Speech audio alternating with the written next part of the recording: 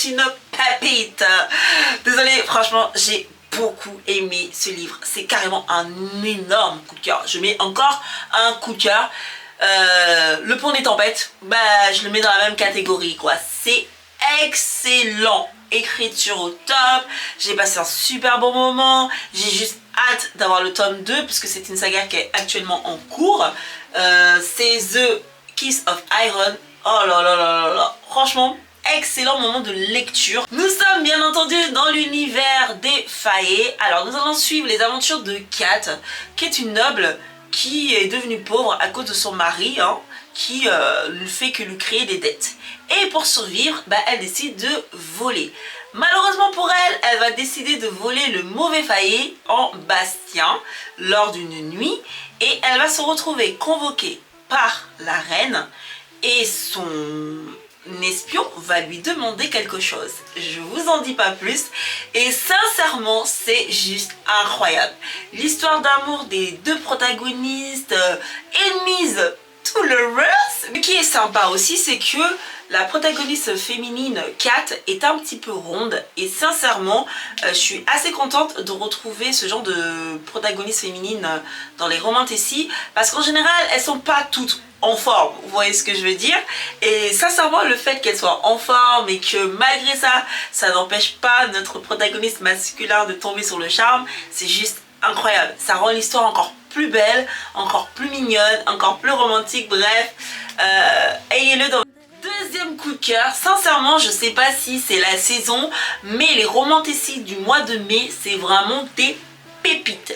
Je vous présente Un prince, son cœur. Franchement, waouh, waouh, waouh, waouh. C'est une saga qui est actuellement en cours et sincèrement, j'ai rien à dire. J'ai beaucoup aimé l'univers.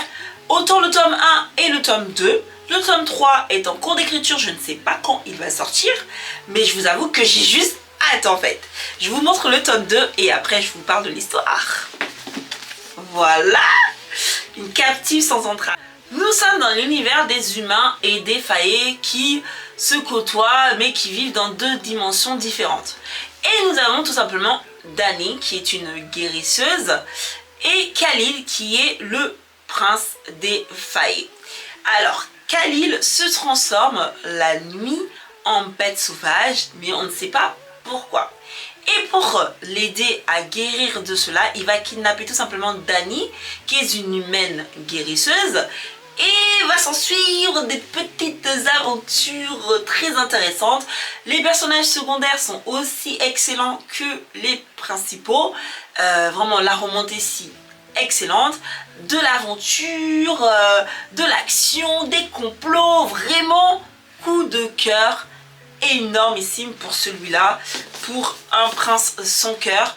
Dans l'une de mes vidéos, je vous avais dit que le tome 1 était vraiment un coup de cœur et je maintiens cet état de fait.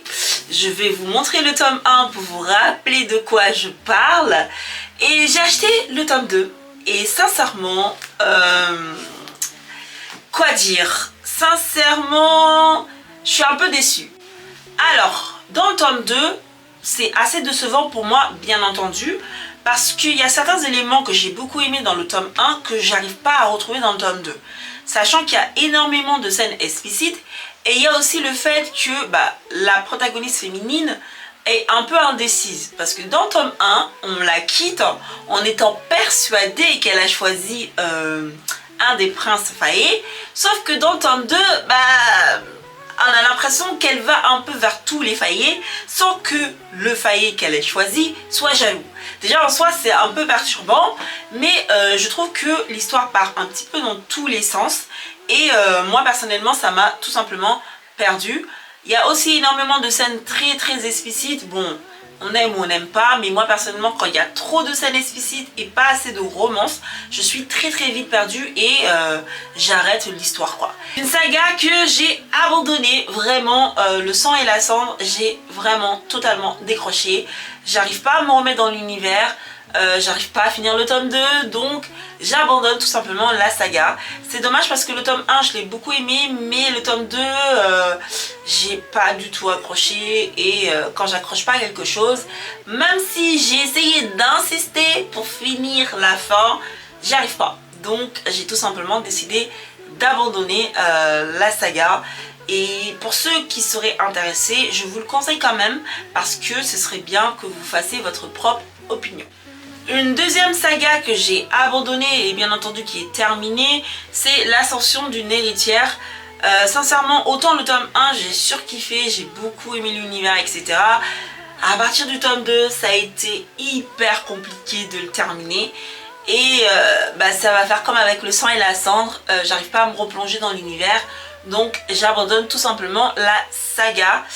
Ensuite, le Trône volé. Alors j'ai lu le tome 1 et sincèrement j'ai beaucoup accroché à l'histoire. Donc j'ai trop hâte de continuer à lire cette saga qui est actuellement aussi en cours. La prochaine catégorie que je vais vous présenter, ce sont les nouveautés que j'ai achetées et que j'ai pas encore lues. Donc c'est parti pour vous présenter le premier livre. The Hurricane World. Alors franchement, le résumé est pas mal, donc je vais le lire et je vous dirai si c'est bien ou pas du tout. Le deuxième livre, c'est tout simplement The Half King. Ça m'avait l'air hyper intéressant, surtout au niveau du résumé, un prince maudit, etc. Ah, ça m'intéresse pas mal. Ensuite, Abyss, c'est le tome 1, c'est une saga qui est en cours. J'aime beaucoup le résumé parce que je trouve que ça ressemble un petit peu à ce livre, A Kiss of Aaron. Donc je pense que les histoires sont un petit peu similaires. Jusque là, on est dans un univers de faillé et là dans un autre univers. Donc sincèrement, si c'est un petit peu dans le même style, je crois que je vais beaucoup aimer ma lecture. Si se termine cette petite vidéo, j'espère que c'était pas trop long et que ça t'aura plu. N'hésite surtout pas à liker et à commenter. Dis-moi dans les commentaires les livres que toi tu aimes dans l'univers de la romanticie. Et je te dis à très bientôt dans une nouvelle vidéo où nous allons encore parler de romanticie. Bye!